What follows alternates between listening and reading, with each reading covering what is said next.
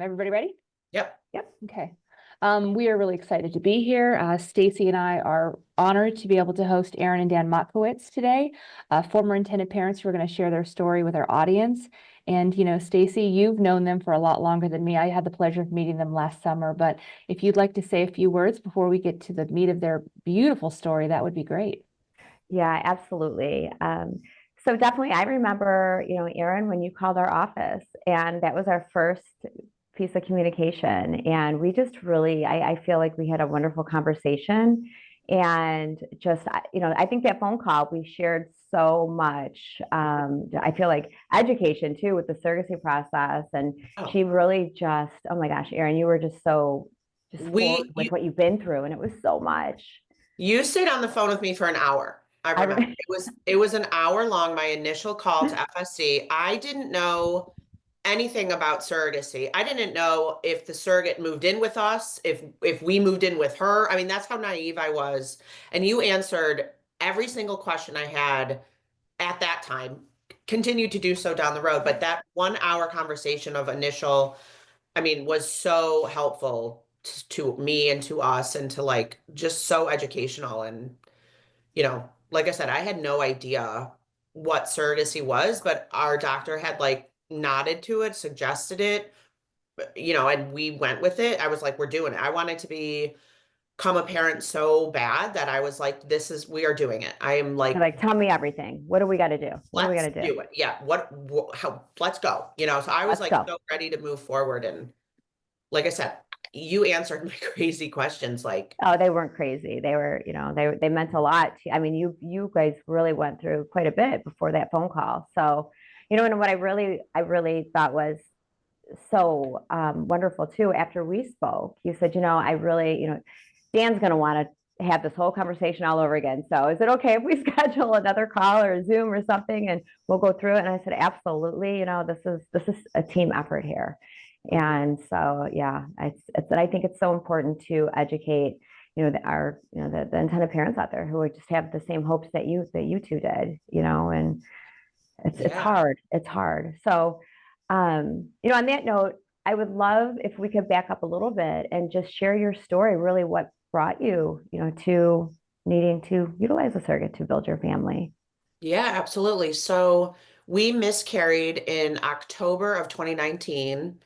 And, it was devastating, but I was just like, okay, this is just part of our journey. This is what happens, like let's just do what we have to do. I remember we went to Club Lucky and like I got a martini. I was like, well, whatever. Like we'll try again next month. Like I thought like it would happen for us immediately again. And lo and behold, I needed a DNC, and that DNC caused severe scarring in my uterus, I was at a very good hospital receiving very good care. And it's just something that happens that I had no idea about. It's called Asherman syndrome. Hmm. I was so surprised, so taken aback. But my doctor had said so I had the DNC and then I had a saline after that, and they could not get in. Right. My uterus would not inflate, so they were like, you have to have the hysteroscopy. So I did that, and um, that's when I knew I was diagnosed with Asherman's. And my doctor, the surgeon, had said that your uterus should look like a deflated balloon, and mine looked like it went through a fire. Those are her exact words. She said it is melted shut. It is just, there's nothing there. So I had to have two procedures that go around, with the Foley catheter left in both times for like, I think 10 days. With hormone therapies to Hmm. like try and thicken my uterus, like lining again, essentially. And then we were cleared to start IVF again. Um, we had embryos from prior to that. And Right. I remember like the magic number was 6 or something, or 7. Hmm. You had to have a lining that was 6 Hmm. or 7 or something. And mine was like a 4.5, I 5. never got to, yeah. Wow. Never got there. And I remember my doctor saying, well, it's not that, that's just the number we want, but we can try for you. And I remember thinking like, what's wrong? Like, why? I don't want to be the outlier. I'm too Hmm. scared to lose another embryo. Like, I want to get to that magic number. And we did it. And I think I lost an embryo again. And Then I had multiple canceled rounds. Like we would get going and then it just never would even get to the 4.5. And it or was whatever due it to the was. lining. Due to my lining. Yeah. Mhm. My lining, because there was nothing in my uterus. Right. It was scarred shut. So, Hmm. there was nothing to Right. hold an embryo. There was Right. no, Right. I Then, mean, then we did another egg retrieval and a transfer. I mean, we just kept trying all these different yeah, we did a hor- fresh transfer. hormonal. They were trying to move hormones around and procedures around to try to get the lining and everything to Try to really manipulate, yeah, yeah, and the it just ended treatment. up being such a drain physically and mentally of just not ever being like she said, like you're there, like this looks Hmm. good. It was Mhm. always like Mhm. nipping at the margins, and it was Mhm. like, well, that's probably not going to work. And lo and behold, it never really did. Yeah. And So I remember our conversation too, because there was a question, and it just stands out that you were curious that, like, what if you try another transfer attempt with yourself? And let's say you already had, your surrogate was pregnant, or vice versa, how to go about that. So you really, I mean, you exhausted all your options at that point until, yeah, you made that decision. that's when we had only done frozen transfers. And in Hmm. my head, I was like, well, I want to try a fresh because we've never done that yet. Maybe that's It's like the checking the box. Yeah. yeah, like I wanted to try that. We had done different like drug protocol and different um like hormone protocols, and we never did the Viagra route, but like that was mentioned with me and my doctor. Like there were Hmm. things changing every time to try and like get my lining up there. And then the last thing I had not tried was a fresh transfer. And in my head, I needed to do another Yeah. Mhm. retrieval and do a fresh transfer. And that happened to coincide right when, after we had like chosen FSC, we had matched, we were Hmm. going through, like legal was done, we were going to do the embryo transfer with our GC. And it was also like I could try one more time. Like I just felt like I needed to check that box. Exactly. Yeah. Absolutely. I Yeah. needed to know I'd done everything I possibly could to try and get pregnant on my own, or like, with the help of science and medicine, get pregnant. Mhm. And yeah, we ultimately did a fresh transfer. It did not work, but Hmm. our embryo took in our GC the first time. And, Vivi is now going to be 3 in March. So And Yeah. you transferred one embryo. transferred one When embryo. you were Yeah. right. Now, did you transfer one embryo with yourself as well? Yes. Oh, Okay. Every time. every time was only one. Okay. Our clinic only allowed one. Yeah, I know Mhm. definitely with the surrogate side Mhm. of it, they only allow one, but I wasn't sure since you were transferring directly, with you. And Dan, how did you feel during this time? I mean, just kind of on the sidelines watching all of this as a partner, as a husband. Yeah, I wasn't on the sidelines completely. I was more like, on her coattails. I was, Yeah. you know, Aaron's like, yes. yeah, He sure was. she was definitely the quarterback, but I was in the play, Yeah. Uh, I went into it. So to your point earlier, where she went into it just completely 110%, right? And she was talking to all the different agencies and doing all the research. And I was just kind of like a little naive too, and maybe Pulling the reins back a little bit.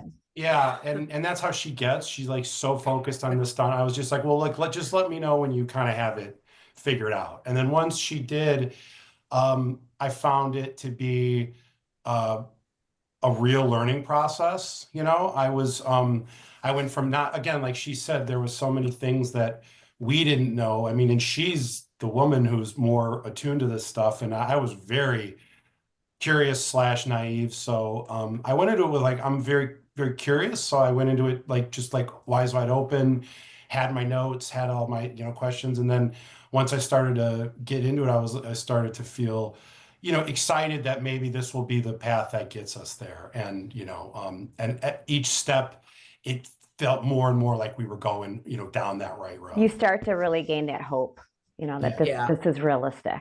This can happen. Yeah. And Well, I yeah. mean, you had so many unfortunate things happen along the way. How long, can you recall how many transfers you tried with yourself, and then how many months or years that went on? It was about 4 years from start to finish. Um, I think I did 3 transfers, and I think I had 3 canceled cycles. Wow. And 2 egg retrievals, or did you have more than the two? I did 2 egg retrievals. Okay. Um, and I think I had 3 transfers, 2 frozen, 1 fresh, and 3 canceled cycles. And then I had to have the Asherman's procedure. That was like A year. a And year that's like a long. hurry up and Wow. wait thing. Yeah, oh yeah, that was a Yeah. long time. And then I ended up getting pregnant again sometime in there. It's funny how you forget because like I had it all like up here and but I did get pregnant another time and I needed to have the DNC again. And I tried to take the medication at home because I didn't want to have a DNC, but I ended up needing the DNC. And then it happened again. I had like scar tissue again. So I needed the Fuller catheter for a third time. And I don't remember Was it always around the same time? I don't remember like exactly when that was, but it was like a completely separate pregnancy from my first pregnancy Oh, in okay. my first like loss. Um, and then it's just like the hormone therapy is you have to like wait. And it's just like, Yeah. I was done waiting. Yeah. And that's Yeah. why you were full speed ahead when you said, all right, surrogacy is this is it. And we're just, Dan, we're going. Hang on tight. We're going. Yeah, Dan's like, That's whoa. how it was. I was in Mhm. my office researching, like, I was just like sitting in this very room.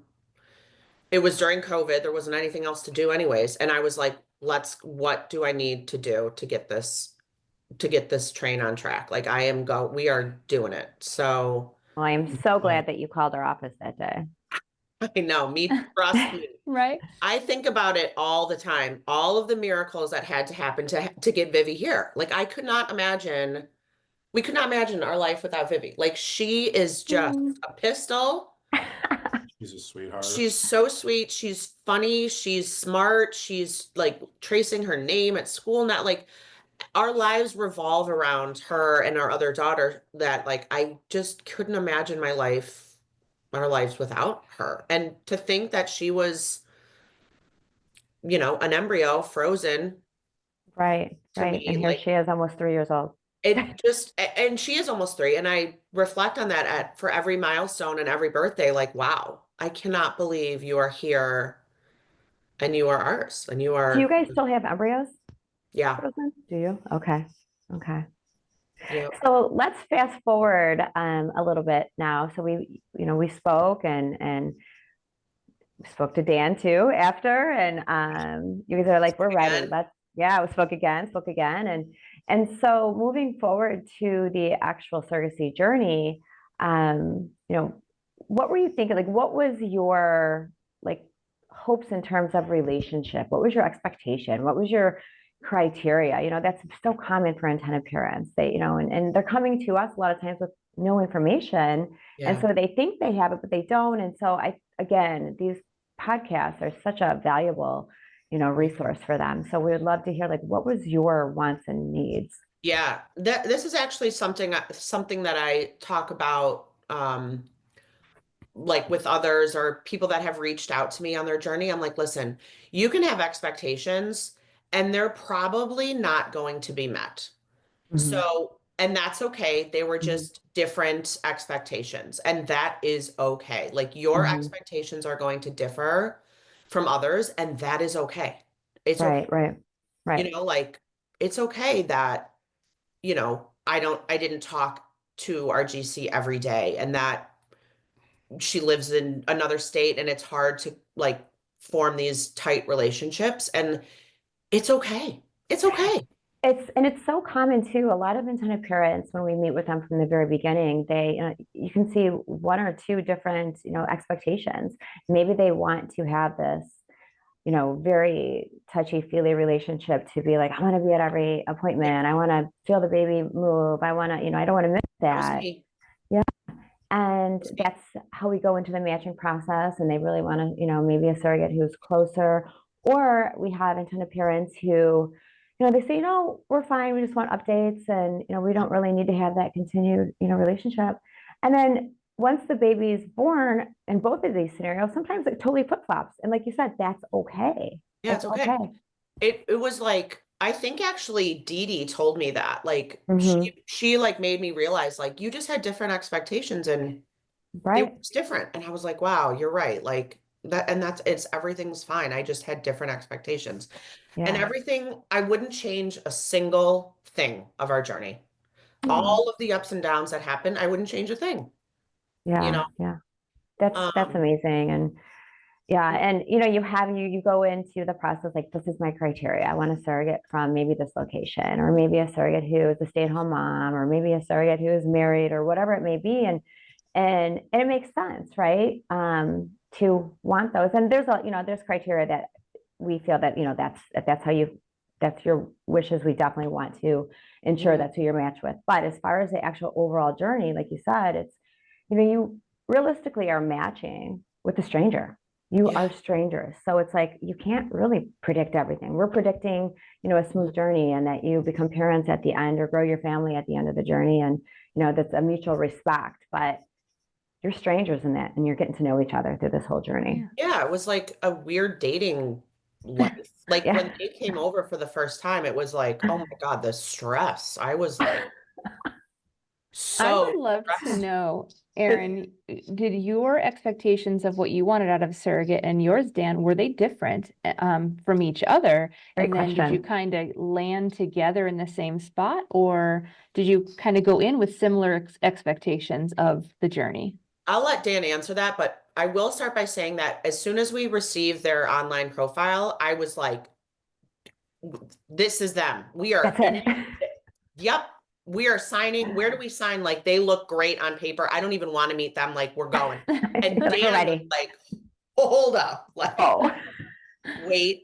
Like, like Dan was much more he's cautious. like the reasonable one over here, Yeah. right? So, Yeah, so to the earlier analogy, she quarterbacked everything, and I was not there to add much of my wants and needs outside of any sort of very important critical things.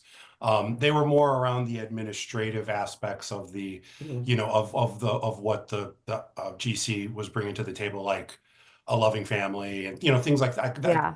But we were already in sync on that.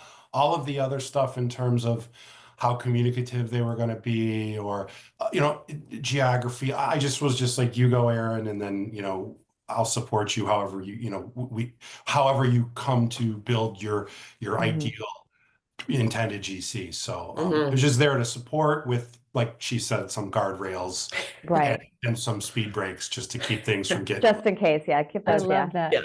Yeah. So, The Erin, little you bumper said you didn't pads. even, yes, oh my gosh. So you didn't even need a match meeting, Erin. Dan No, was It like, was, slow down. So at what point, Dan, were you now all in? Was it I- after the match meeting? What point did you get just at the same pace as Erin? yeah, totally right at the man. I mean, the GC and her partner were wonderful people and shared a lot of similarities with us, had a lot of the same values, and I could see that this is definitely something that could be it could be very healthy and in a good mutual journey. So yeah, I was all in right there, and then it was just sort of assuming the same role of supporting somebody going through the hormone injections and all that stuff. And it's like, well, I was already very familiar with all that stuff, even though Erin was sort of the front line. Mhm. So it sort of became more like, oh, this is like the old routine we've been in now. So I felt like I was finally back to somewhere I was familiar again, albeit Right. a couple states away. Yeah. Yeah. And how did that impact your relationship with, because I know your surrogate was not super local, a few states away. How did that impact your involvement? Did you feel like it, other than physically being there, but like the communication and yeah, it was weird because it was during COVID. mm-hmm. And her clinic had shut down like no one could go with her to a couple appointments, like not even her husband. So in my mind, I was going to be at every appointment. I was going to take off work. I was going to drive the 6 hours or whatever, go to the appointment, turn around and drive home or get a hotel. Like I was in my head, I was like, I will be there for everything. And then in reality, like again, my expectations were just Yeah. different. And that's not what happened, just simply because of the times that we were in. Right. So I didn't get to go to every single appointment. But we tried to stay as close. I feel like too, like in the second trimester and especially in the third trimester, there's not a lot going Not a on, whole lot. Right. Right. so it's With your like, monthly appointments and yeah. how are you feeling? Good. I mean, there wasn't a lot to talk about. We were both working full time. Like I was working full time. Our GC had a full-time job, like with other kids at home. Like she's crazy busy, and like People there are just busy. Yeah. wasn't a lot of things to talk about, and not a lot of, and we couldn't really meet up because of COVID. Like Right. my baby shower was canceled. We had a baby shower scheduled. It was canceled. She ended up coming in anyways and then got COVID, 7 months pregnant. So that was like a scary thing. That's Like there scary. was Yeah. a lot of scary things happening. And then it was just like, and it's when I got a mouth guard. I was so stressed. I was like chewing my You were just off. Oh my God. major jaw muscles by the time Yeah. baby's here. Yeah, I was literally grinding down my teeth to like nubs. So my dentist was Oh like, my God. what is going on? Your teeth are. Well, thank So- goodness for the mouth guard. Going into COVID, you had the expectation of wanting to go to all of those appointments. And then while I know now we've said and you wouldn't change a thing and it's okay that you didn't go. In the moment though, how did you feel and how did you kind of get through that first time? Like, I'm not going to be there. It was tough.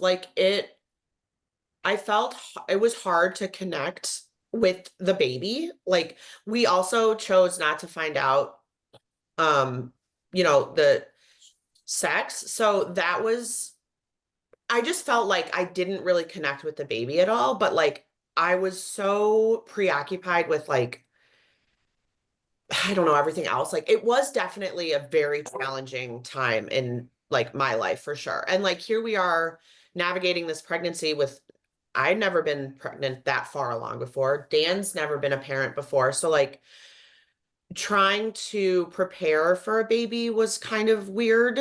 Like there was no like I it just the I felt a little removed from Yeah. everything, but not to any fault of like our GC, or it was just hard to connect, I guess.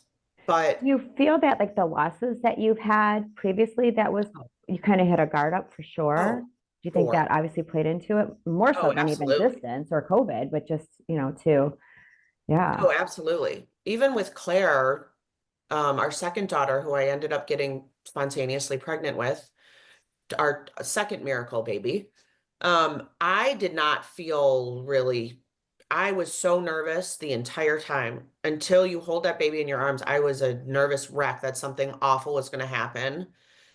And then you're just worried about something else. Then you're worried they're not eating too much. Then you're worried Always something to worry breathing. about, right? Then you're worried they're sleeping or rolling over in their bassinet. Like the worry just doesn't stop. So it just like morphs into some other new worry still at like 3 and 15 months. I'm like, oh God, what's going on today? Like, so I feel like that's just like the start of becoming a parent, is that worry. And then it just really never goes away. It's kind of like what I've begun to realize. And how did you feel through the journey? We actually we spoke about this earlier today because we had a work meeting and we were talking about the surrogate support. And and I shared that it's so important, obviously, for the surrogates to have their support and all that. But from an intended parent's perspective, I also feel that I think the intended parents, it's important for you to know that your surrogate has this outlet of support as well. Through obviously her personal life, they have to have, a support system there, but also through the agency and to have the support, and how do you feel, like, how important was that to you? And I think, your communication with Dee Dee, who, she's amazing and she's been a surrogate multiple times, right? But did you feel that that was helpful for you, just knowing that your surrogate, there was also this third party over here that was helping guide your journey? Our attorney actually, and now anytime that I talk to people or I've had so many, we are so public with our journey, and I have so many people reaching out to me, friends of friends or whoever. I've talked to a lot of different people about. You're like an open book. You're like, yeah, and I am an I open got book it, yeah. for that reason. Like, please, I'm more than happy to talk about it all, but I remember one of my questions I always am so interested in is what was your criteria? You know, like we wanted someone that was, I think I said in my application, like happy, healthy, and loved. That's what I wanted. I just wanted someone that was happy. I wanted someone that was healthy, and I wanted someone that was loved. That was our criteria in our GC. Um, and our attorney wanted someone that had a great support system. And I was like, Yeah. that's really interesting. Like I had never really thought of that. I guess like loved and happy and And it healthy goes hand in hand, plays right? into someone that Mhm. would feel supported, but that was something that never really occurred to me. But I still feel like our support system in having Dee Dee like was monumental because we had only known one other couple that had done it, and I had already bombarded them with so many questions. And like then you're in it and you're needing advice of like other things. And like I think like Dee Dee was, I mean, I had her on speed dial, basically. Yeah, I yeah. probably poor Dee Dee. I probably Well, that's what, that's what our case managers, coordinators are here for, is to be that buffer, right? And it's so important yeah. because you don't want to stress your surrogate over questions, or even you don't want to interrupt that relationship that you have with your surrogate, right? So it's nice to have that It is buffer. nice to have it. And you don't realize, like you think, looking back on it too, I think that you would think like, oh, I feel comfortable reaching out to the surrogate for XYZ. But in the moment, I didn't. I Yeah. needed like a buffer. I needed Dee Dee to help navigate some things that were happening that I didn't want to like what's the phrase? Like stir the pot or whatever. Yeah, yeah. And You wanted to sometimes you avoid just any don't potential. know. Yeah, I didn't Yeah. want to upset her with like my crazy things that I was thinking or needing at the time. And Mhm. it was really beneficial to have like a buffer in Dee Dee to be like, Yeah, I for can't go to sure. like all of my emotions laying in bed at night, like sending a crazy email. I can't send that to my GC, but I can send it to to Dee Dee. Right. And sometimes, you just don't know, you don't know either, right? So, and then things just come up sporadically and you're like, oh gosh, how important is this? Or is this crisis mode or is it not? Am I worrying for nothing? So yeah, definitely that Yeah. additional support. It's so valid Mm-hmm. for sure, Yeah. for sure. In terms of, so moving forward to delivery time. So how is that? I remember mine and it was 19 and a half years ago when we went through surrogacy. Oh, So it's gosh. like you remember it like, Oh, wow, this is a dream. birth of your child. Yeah. I mean, It's so RGC was going in for a non-stress test, and the baby, Vivian, was non-reactive, which I think is the worst words, but that just means that she wasn't reacting to the stress test. right, right. Heartbeat was fine, she was fine, but she was non-reactive. Hmm. So that was a Wednesday. She went in, and then she went to labor and delivery, and they sent her home, told her to come back on Friday morning. So she went back Friday morning to her OB, same thing. They sent her to labor and delivery. So we were like still in Chicago, she's 6 hours away, and And we were how just in the edge many of our weeks was seats. she here? Like, yeah, should we go? Should we not? Should we go? Like, we had no idea what to do. Hmm. We had like, I had like 3 Airbnbs scheduled. Like, I was a crazy person. I wanted to move to Ohio and like, she was due April 14th. I wanted to move there like February 14th. Like I You're was, like planning mode. and that did not happen. So, we got the call. It was a Friday night. We got the call. Okay, she's going home. Everything's fine. I said, okay, great. Call me when you get out of there. We went over to a friend's house, and we were at her friend's house. I'd like poured my first glass of wine, and Libby calls, our GC called us and was like, false alarm. They're doing an emergency C-section tonight, right now. Wow. So we tried to buy an airline ticket online. Turns out you cannot buy an airfare ticket within 1 hour of the flight departure. Didn't know that. Didn't know that one. See, learn something new every day, Yeah, right? Tampa, it was within, there was 2 more flights, one left at like 8:05 and one left at 8:15. I bought both flights. One was on United, one was on American. On the phone, driving to the airport. So Dan was like, get in the car. I'm taking you to the airport. So Dan took me to the airport. In the car, I bought 2, like called, I did one online, I remember, and I couldn't figure out the American app on my phone.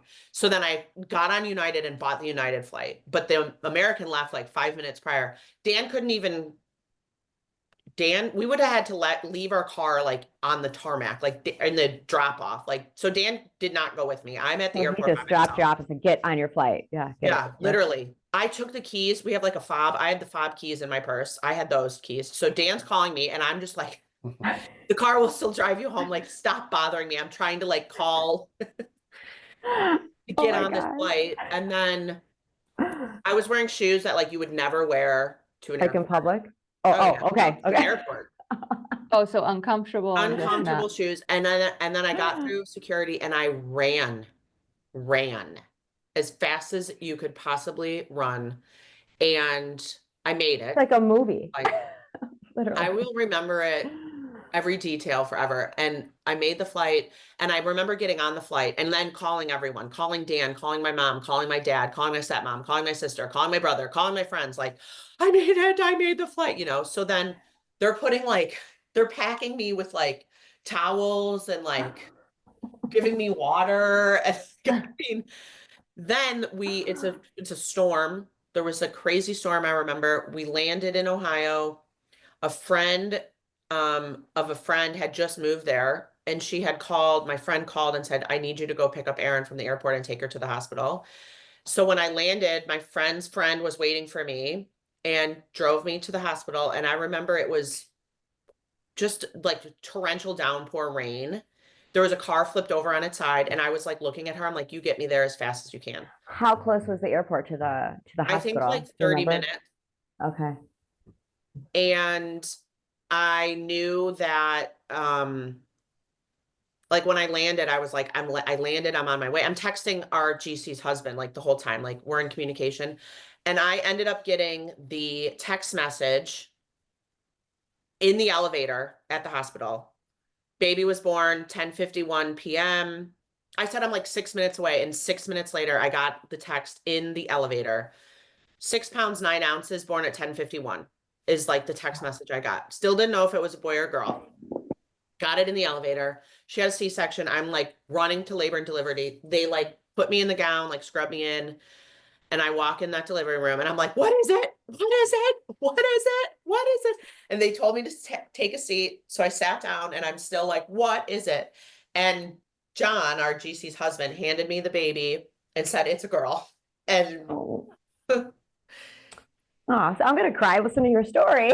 I know. And like, it was just, crazy. And then then I like FaceTime Dan and my mom, who were at that point somewhere in the middle of like Indiana driving, and said it's a girl, and like we're all crying, and like it was so like, emotional. The whole time we like all thought it was a boy, but it was a girl. So we were like just Aw. out 9. So And then, Dan, where were you? Like, were you driving there? Were you jumping on another flight? Like, where were you, like, what were you they doing? drove. Even my mom drove. So, yes, Okay. the plan was always going to be in a situation where, because we were going to go a few days before the due date. So we Mhm. had like the car basically ready to go.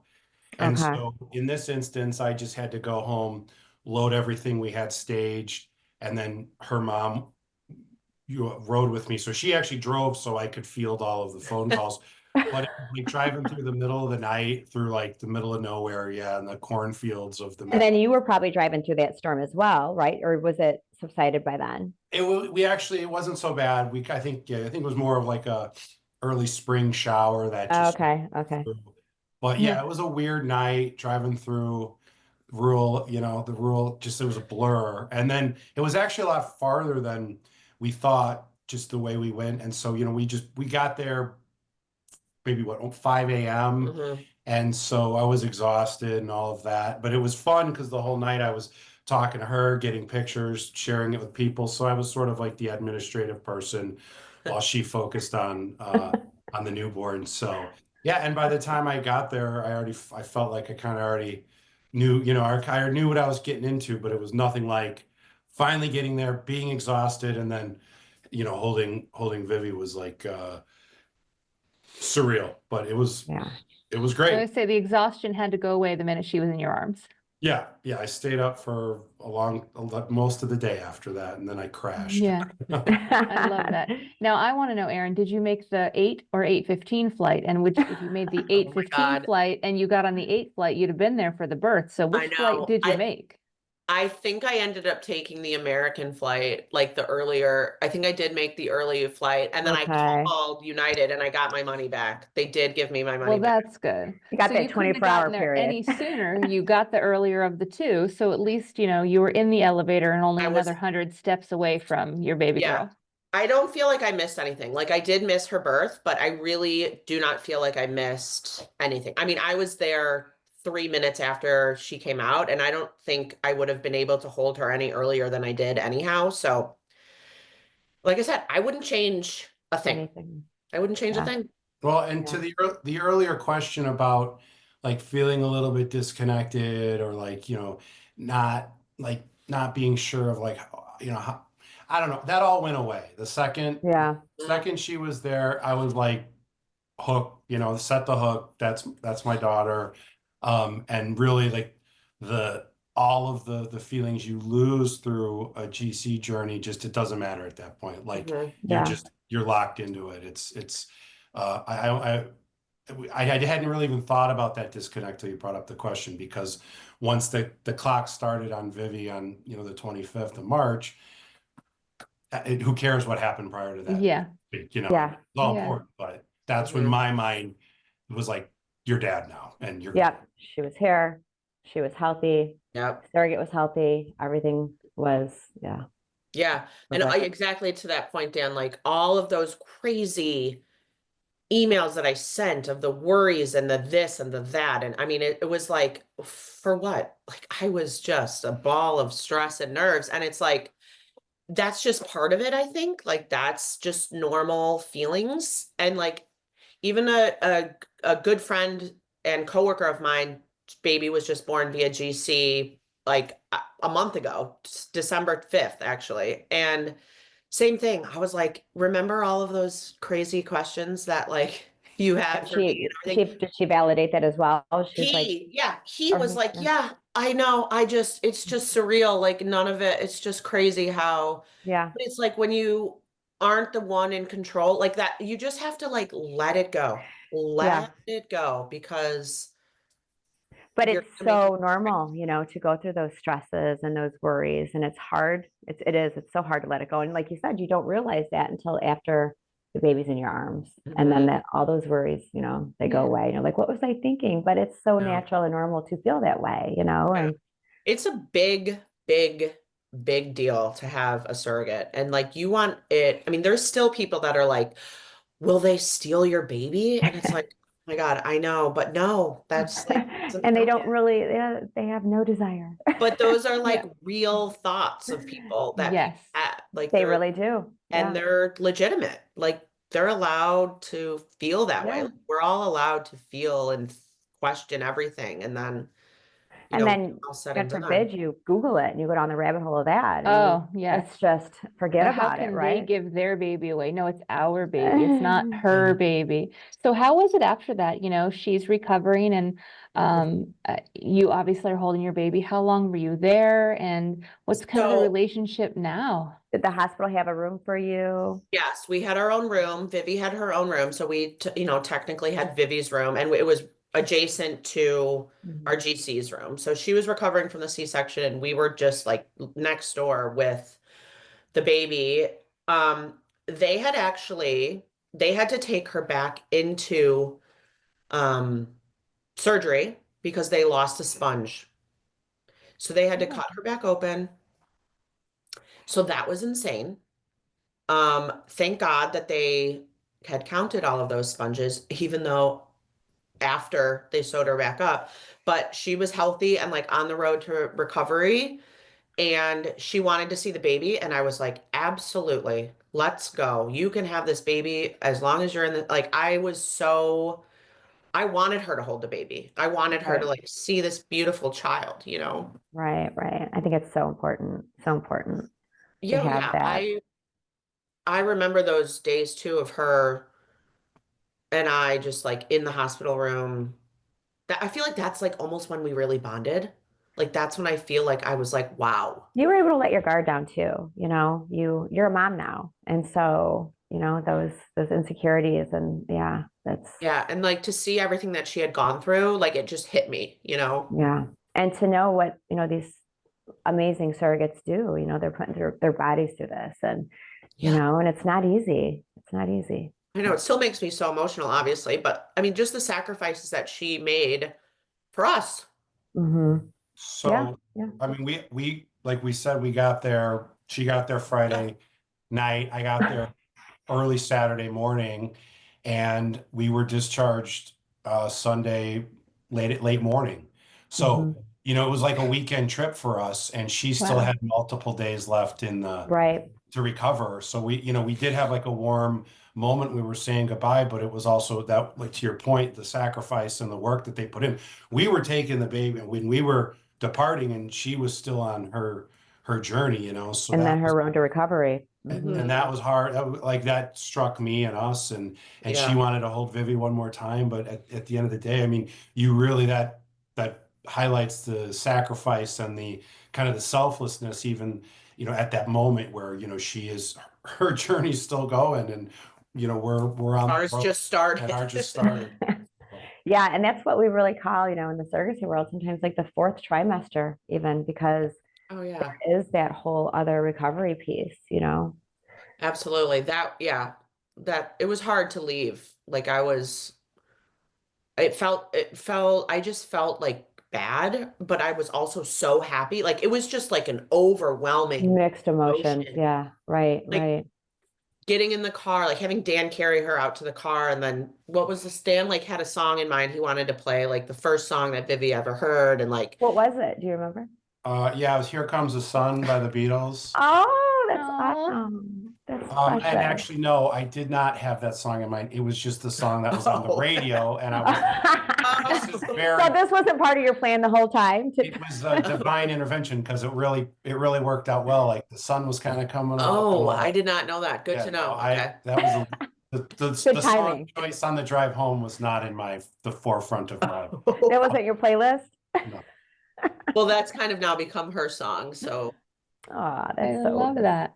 I love the fact too that you know you guys are such advocates for you know surrogacy, third party reproduction. I mean, that's just something that it's obviously. I mean, look, you know, always, I will always, with everything that's going on in this world and countries that are outlawing it still, it's like Yeah, the naivety and the kind of like the real. everyone wins. I don't, it's so, Yeah, any of the anti-GC or IVF arguments out there is all from uninformed people, and I it's wish that they would watch things like this and make themselves informed because right. It's such lack of education and, like you said, yeah. uninformed information. And at the end of the day, there's nothing. It's nothing but beautiful, yeah, And everyone wins.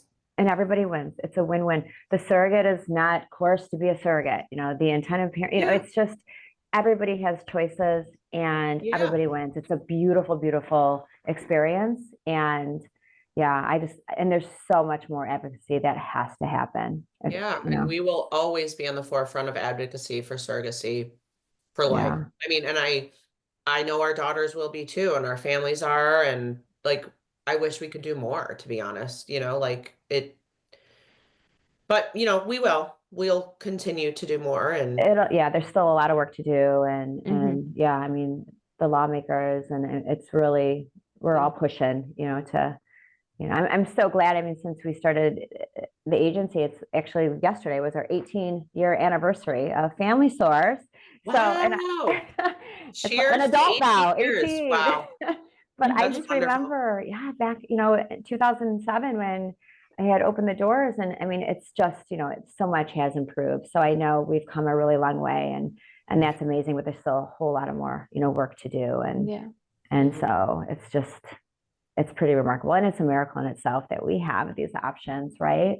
I know. I know. I That got your really is. email the other day, like however many babies you welcome. Like every month, I love those emails. Like it's other miracles. It's a miracle. And Well, it's a miracle for everyone involved in that journey, you know?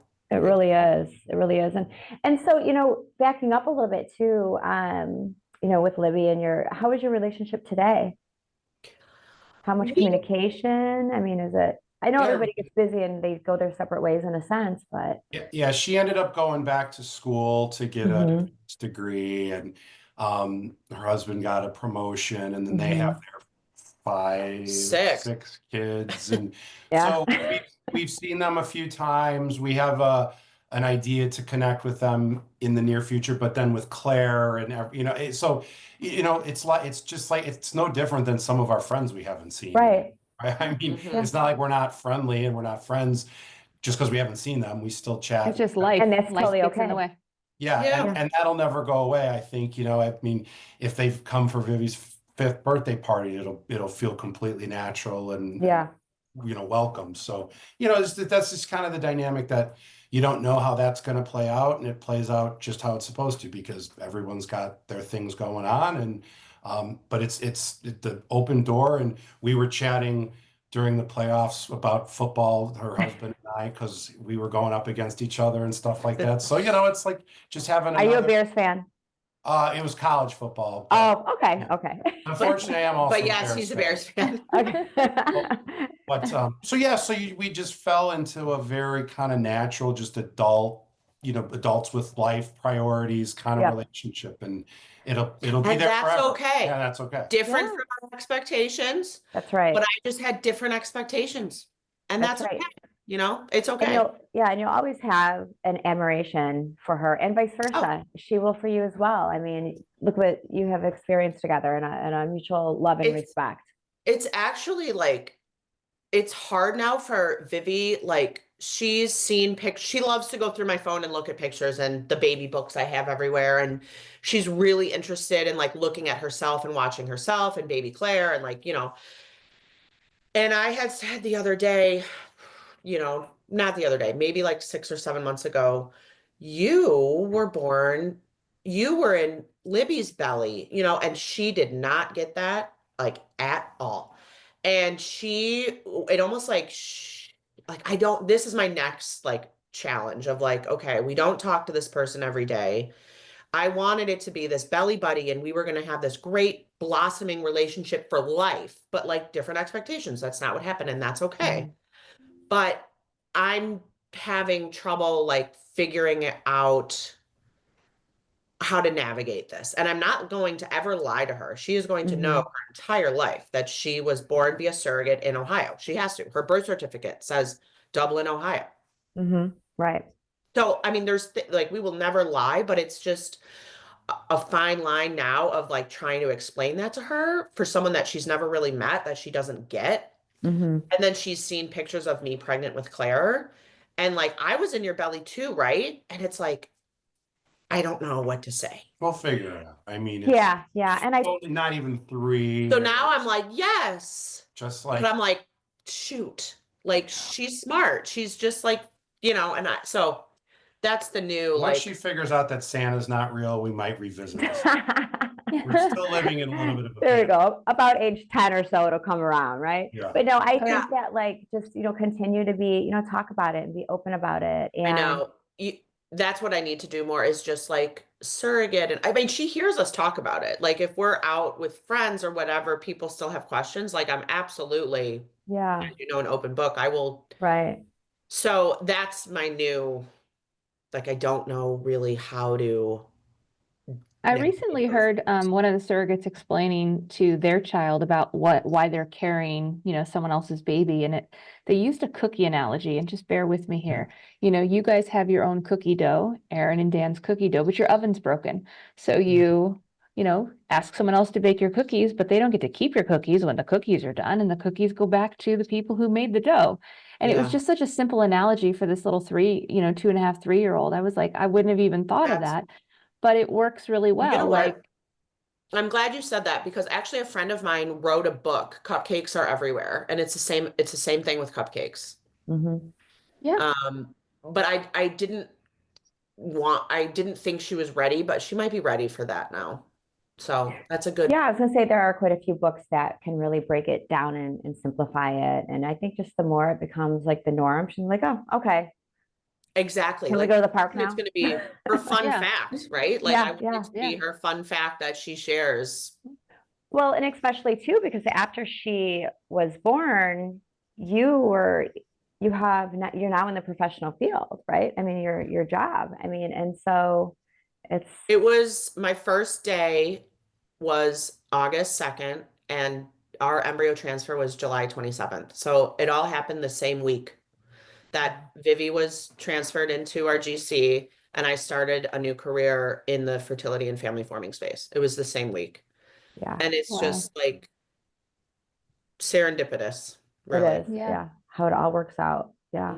Yeah. So we've been talking about, your career and, it's just going to be it's such a norm, in your household. So Mhm. Exactly. I know. And stuff. that's like how it should be. And that's how I want it to be. And that's Yeah. eventually what she'll hopefully learn that's what I do for work. That's what mommy does. I help people have families. That's what I want her to tell people, And Yeah. ultimately Yeah. that is what we And do. loud and proud.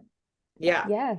Yes. Yes, yes. So as we're kind of coming to the end here, I have a couple just last minute Okay. questions. The first thing is thinking about your whole journey. Is there anything that was a good memory or just something really crazy about your journey, other than the COVID thing, but that you would love to share that's just a fun fact or just, in general that you maybe haven't shared yet about your journey? Like a little tip, maybe. Yeah.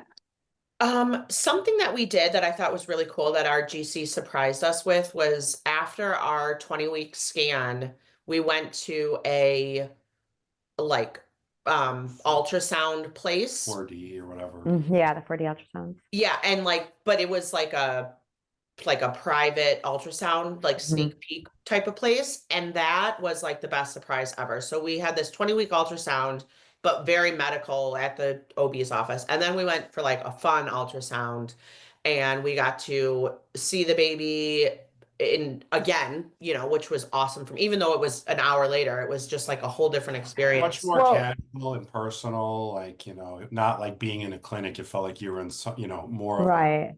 a Yeah. It's more like a of little boutique-y, like a Yeah, nice, it was yeah. just super cute. And that was a gift that they had given us that I just like loved. And I just recommend that to just like do it outside of the medical realm A is much more like relaxed fun. atmosphere. And yeah, we got not so like a clinical. little stuffed animal with her heartbeat in it that I like we still have and I still like will squeeze that thing and play it for her. I'm like, that's you, that's your heartbeat. So like I just love that doing that. We hired a photographer for that too. And like we did just like pictures of me and Dan holding the scan and us four together, like her and her husband and us together. And like those are pictures that we still have it on our fridge. Like I will cherish that forever. Yeah. And I was gonna also ask too, like, so you had that 4D ultrasound, but you still did not find out the gender. No, And in 20 weeks along, I mean, it was I'm sure they knew very oh, they clear. knew. they worked around it. It came up on the screen though, like female or something. And she was like, oh, that's because you're the one, like a female's getting the ultrasound, like that was referring to you. And like the whole like when we left, I'm like, who else is in here? Men aren't getting ultrasounds in this place. Like obviously it's so then that had me thinking, oh my God, maybe it is a girl. But the whole time I thought it was a boy. Because you had mentioned you thought And then I'm it was like, a oh my boy. gosh, maybe it is a girl. So they slipped. That place slipped. They But slipped. they Yeah. tried They to tried cover to cover it. themselves. Yeah. They They tried to tried cover to it. redeem. They tried to redeem. And So what like about it Go kind ahead. of worked. But I remember walking out of that place like, oh my God, what if it's a girl? Like, everyone only women are in here having ultrasounds. It's a vaginal ultrasound place. Like you're like, cracking me up. yeah, there's no now if it would have said male, that would have been for sure, like, right? Like There would have been no way. I don't know how they would have gotten out of that. no getting around that one. So When you and I could keep you here for all day, so I apologize, but oh my gosh, with no. your You're good. with your own pregnancy that you carried, did you find out the gender then? No. Oh, okay. Nope. That is, oh, wow. And much to Dan's dismay. I was gonna ask, is that a wanted- mutual decision? We were gonna have like Vivi do something at her second birthday, like eat a cupcake, and like that would be the gender reveal. But ultimately, I was like, you know what? We're gonna wait. We're gonna wait. It was the best moment of my life when they handed me that baby and said it's a girl. And like I was like, we're gonna wait. Another girl. Well, 1A and 1B. Not the best. Second. Yes, second, yes, 1A and 1B. The first. And then when I gave birth to Claire, it was the same thing. I was like, what is it? What is it? And I had like, again, you envision like your birth plan and everything's gonna go Yeah. out. Yeah, no, none of that happened. I think the doctor ended up telling me what it was, but I had envisioned Dan telling me what it was. And I think Dan was like shocked after watching a birth and Yeah, because that was Never the goes first. nice. pretty speechless. So It was like, yeah, I don't know what to think right now after seeing yeah, boy, girl, whatever. Like at this point, It's a baby. it's a baby, yeah. baby too. Yeah, my so God. we didn't know for either of them, which was like it was a good surprise. I mean, And that's pretty good willpower. Yeah. yeah, it was tough, but it's funny she mentioned the 4D scan. That's what I was gonna say too. It really was getting a casual moment to kind of be with your child, outside of that clinical Yeah. setting. Mhm. I started to be like, okay, like it's happening, and this is like a healthy baby. They reiterated everything was where it should be Right. and on the right timelines and everything. And I started to be like, okay, like that was when my mind was finally like, you can start to mentally invest. Right. And it was also it was a lovely day too. It was just nice being with them, and we had dinner after that. So that was for somebody who said, you know what, even if they're not going to have a super involved relationship, I think for their own personal journey to start to build those personal connections, something like that, a bonding session outside of the clinic of some sort really helped.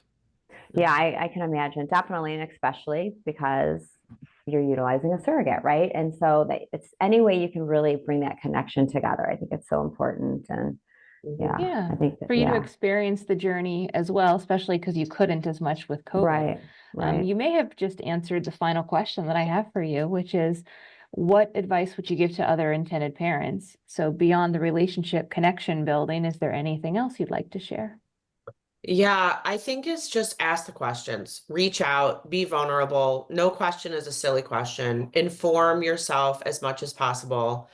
I think there's so many unknowns, and the expectations thing. Like you are going to have expectations, but the fact that you're like, unless you're like a same-sex couple, if you're on this journey, you're probably already pretty accustomed to having bad news thrown at you, and just like be prepared for ups and downs even when you're on this journey. Like nothing is ever going to go according to plan. There's going to be bumps in the road. There's going to be crazy things that happen, and like try to just relax as much as you can, and because there's a lot of it that's outside of your control at that point. And I know that like Mhm. especially for like women that have other women carrying their child, like it felt like, you know, a loss of control.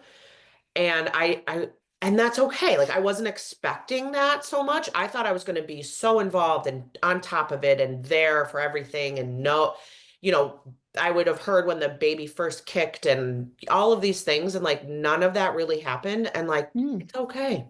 It's all okay. Like so I think just like Yeah. inform yourself, ask the questions, reach out, find someone that's done it, join the Facebook groups, and like reach out to people and ask to talk to them. Like I have talked to so many people and still do, and I'm more than happy to, because I wish I had that, when I was Mhm. going through it. I wish that I mean, I did have a support system through FSC, but I wish I had more intended parents that I could talk to. Yeah.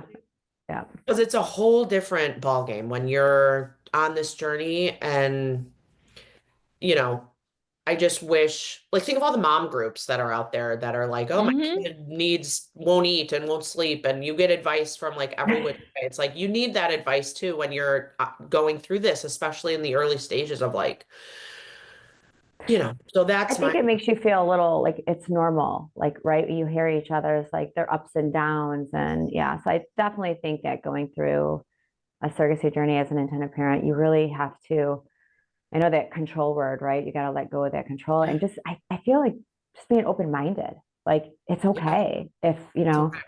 she has a Dr. Pepper, or it's Oh okay, yeah, oh my God. The food thing was, Yeah. you gotta let it go. And then especially when I was pregnant, all I ate was like buttered noodles and ice cream. So it's like, it doesn't matter. Like You think, unhealthy stuff. So it's yes, and like you think that you want them to have this like wholesome, whole grain, like raw, healthy diet or whatever, but like take their prenatal, and as long as they're taking their prenatal, like the baby is going to be just fine, as long as there's no like obvious like detrimental alcohol or drugs, like the baby is going to be fine, right, So like right. buttered noodles, ice cream, Doritos, Just a couple gonna Snickers. be fine. It's all good. Yeah, and I would just kind of echo that. And if you're like a first time parent, or first time IP even, and first time parent, like when we were potentially considering doing a sibling journey, a lot of this stuff we talked about today, second time around, would have been a non-factor. You're allowed to be caught up in a process you're unfamiliar with. Just make sure you're venting the stress and using the resources you have to get through it. But it's completely natural, and it's the same way had it been your own child, right? You're all That's right. worried about all these things, and you start to realize like I don't need to be worried about every detail, just like Claire gets to jump off the couch now at 15 months, where Vivi would have been wrapped in bubble wrap. Yes. Right. Yeah. Going down the unknown, it's okay to feel like you are, and then once you go through it, you kind of feel like, oh, I didn't need to be so concerned, but it's okay. Yeah, it's okay. It's natural. Yeah. Yeah, It's like the natural first to be parent caught up in syndrome. all of that. Yeah, for Yeah. sure. For sure. Well, thank you guys so much. Like I could talk to you all the time, every day, and you guys are always such a pleasure. And just like I said, advocating like you do is so important because there's so many intended parents who are at the same place where you once were. Oh yeah. And this means a lot to them as well. And just Yeah. that, don't give up hope. Yeah. Do not give up hope. Do not give up. Do not give up. Yeah. Use all your support group, support each other. That's important. If you're going down this road, just know that it's another journey that can have its bumps and its ups and downs. So it's Yeah. important that you have, that some support group there. And if you do, you'll get through it. And it's, for us, it worked out wonderfully. And I know you guys have a great track record of doing that for many different folks. So Wow. Thank you so much. And you guys are just amazing. So Yeah. we really Anytime you need us to speak or talk or whatever, rally, lobby, we're here. I'm going to envisioning pick you up. We're going to go to DC and we're going I to know. rally. I'm envisioning like a morning talk show with, Stacy and the Muckowitzes, like Yeah, fine. this is like We have our own third little party. name for it. I love it. 15-minute clips here and there. Yes. There you go.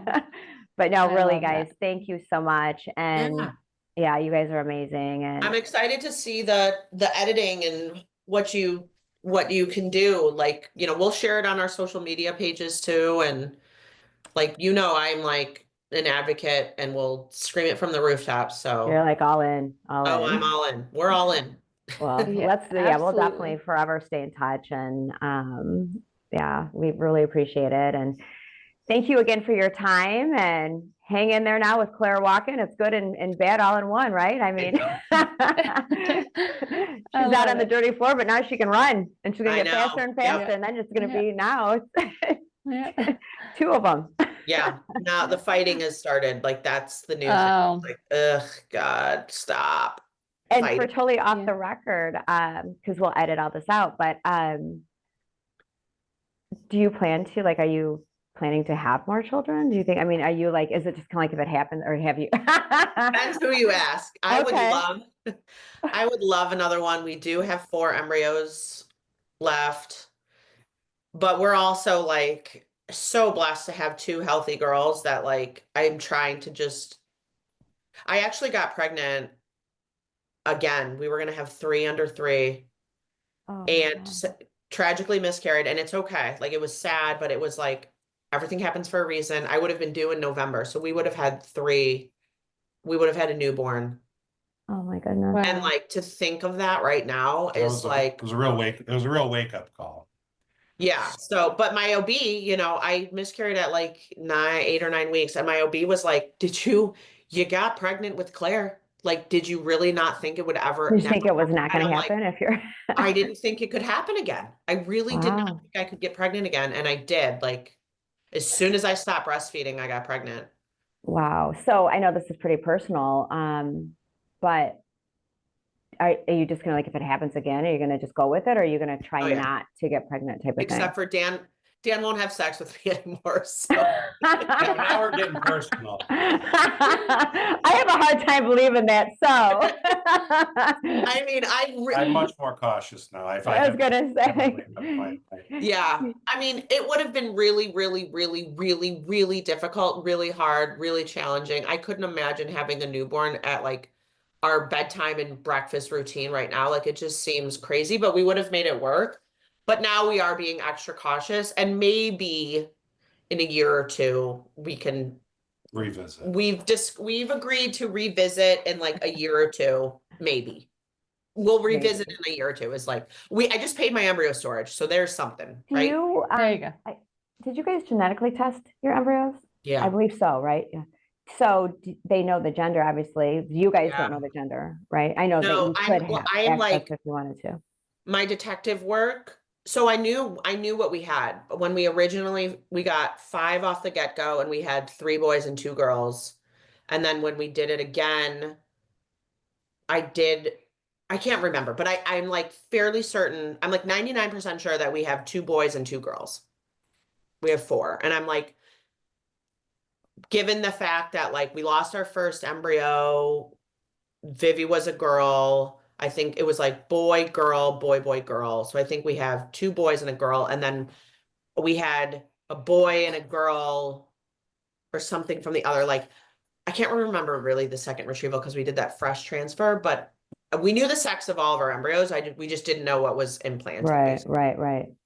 So like my detective mind, I'm like fairly certain that we have 2 boys and 2 girls left. So if you ever did go through IVF, would you I think we would transfer do the a boy. boys? You would transfer We the would boys? try for a Yeah, boy. yeah. Might as well, right? Yeah, we would try. He's already outnumbered, so I guess, well. I know. And like that's kind of my saving grace is like maybe Dan will be like, okay, he wants a boy. So Yeah. I couldn't imagine going back to square one again for the 3rd time. But like I said, we'll revisit down the road. I do need to get ready for a call at 1. okay. So Yep. if you want to do a formal sign off for your editing purposes, I can hang around. Otherwise, I gotta go. I think we did that already. No, we Yeah, did that we already. did I that. will We're good, yeah. I will upload the edited episode into a Google Drive for you guys to review later Okay. before we publish it. And it's scheduled out like 4 weeks from now, so we have a little time. So Oh, great. Well, like I said, we But- will share it. I will definitely share it. And I'm happy to do so. And this was fun. So Yeah, was it's always great. great talking to you guys. So thank you again for your time and have a great rest of the week. And yeah, good to see you both. Talk yes. soon. All right. Bye, guys. Okay, see ya. Bye-bye.